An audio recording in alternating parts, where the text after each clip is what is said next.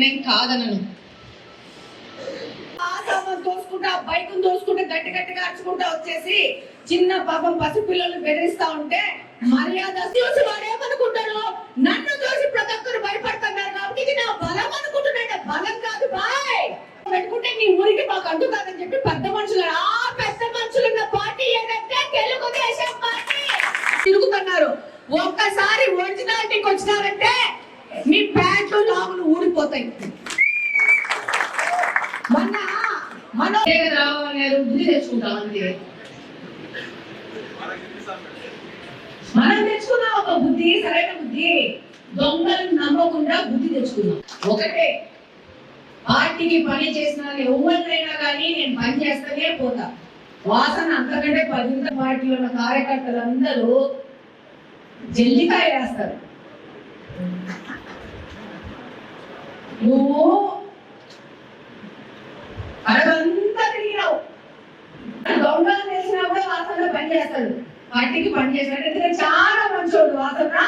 కాబట్టి వాసన మంచితనాన్ని అడ్వాంటేజ్ తీసుకొని దొంగల నిర్దేశం చేస్తాను. ఆ విధంగా నువ్వు పని చేసుకుంటే మిగతాదంతా నాది, నా బాధ్యత, నా కష్టం. ఆర్థికంగా కానీ రాజకీయ స్ట్రాటజీస్ కానీ నేను చేస్తాను.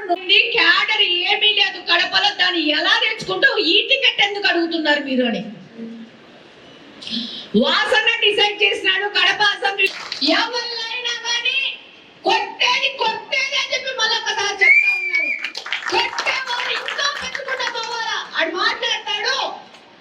11 సంవత్సరాల నుంచి అధికారంలో ఒక తల తిక్క ఒళ్ళు పొగురు పట్టినోడు మాట్లాడతాడు.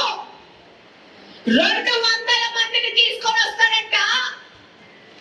తెలుగుదేశం వాళ్ళకి దాచుకోవడానికి దాక్కోవడానికి స్థలాలు ఉండవంట. ఈ సందర్భంగా నేను చెప్తున్నాను, నేను చూసిన నా వీడియో, నేను ఈ సందర్భంగా చెప్తున్నాను మీ అందరి సమక్షంలో, 200 మందిని కాదు బాబు, దాని పక్కన ఇంకా 0 వేసుకొని తీసుకున్న ప్రాబ్లం లేదు. కానీ ఒక్క నిమిషం ఈ తెచ్చిన వాళ్ళలో మిగిలిన వాళ్ళని దాచి పెట్టుకోవడానికి ముందు స్థలాలు ఎందుకు?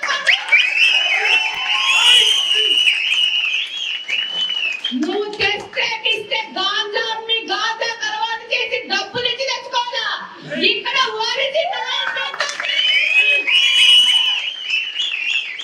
మా కడపలు నిన్ను గొడ్డలేని తీసి ఊరొదిలి పారిపోయి చేయకపోతే ఆ పని చేస్తే మళ్ళా ఇక్కడ తెలుగుదేశం పార్టీ పేరు రాష్ట్రపతి తెలియజేస్తా ఉన్నా.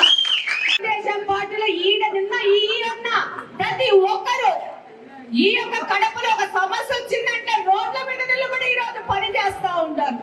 మీరా మాతో మాట్లాడేది? మా కాలి గోడి దూనికి సరిపోవడం. నీ ప్రభుత్వము అవినీతి ప్రభుత్వము, అవినీతి నాయకులతో ఈ రోజు ప్రభుత్వం లేదు. నికార్సైన కూటమి నాయకులతో ఉన్న ప్రభుత్వం ఉంది. ఎక్కడ ఎవరు తప్పు చేసినా వాడికి న్యాయపరంగా శిక్ష వేయడం జరుగుతుంది. అది సత్యం. ఇళ్లలోంచి బయటకు వచ్చే ముందు ఒక్కసారి రీచెక్ చేసుకొని నోరు గీరు టైట్ చేసుకొని బయటకు వస్తే బెటర్. వదిలే పరిస్థితిలో ఎవరు ఉండొద్దని చెప్తున్నాను. వాడికేం 2 కొమ్ములు లేవు మనల్ని పొడసడానికి. మనం లాగి దవడ మీద ఒకటిస్తే గింబలు తిరిగి కింద పడిపోతారు. వాళ్ళ మీద కేసులు పెట్టారంటే అల్లల్లాడిపోతున్నారు. డెఫినెట్ గా పెడతాం. మేము కొవ్వొత్తులు ఎరిగిస్తే కేసు పెట్టాం, మేము పేపర్లు చించితే కేసు పెట్టాం, మేము రోడ్డు మీదకి వస్తే కేసు పెట్టాం. నేను ఒక మహిళని 2023 సంవత్సరం 8వ తేదీ రాత్రి అంటే 9వ తేదీ పొద్దునికి నేను ఒక ఇన్ఛార్జ్ గా నన్ను అనౌన్స్ చేస్తే నా మీద ఈ రోజు 6 నుంచి 7 కేసులు పెట్టిన వాళ్ళు మీరా మాట్లాడింది బేవకూఫ్లు. రోడ్డు మీదకి వచ్చి రోడ్డు మీద కేసు పెట్టాము. మేము 10 సంవత్సరాలు ఈ పోస్ట్ చేసాము, 10 సంవత్సరాలు ఆ పోలీస్ చేసినాము. కానీ వాళ్ళనే వైజాగ్ లో చెడ్డీల మీద పోలీసులు కట్టిన చరిత్ర కూడా ఈ కడపలో ఉంది. అట్లాంటి వాళ్ళని మనము రాజకీయాల్లో నిలబెడితే ఈ కడపను ఇట్ట కాకుండా ఎట్ట చేస్తారని ప్రశ్నిస్తా ఉంటాను.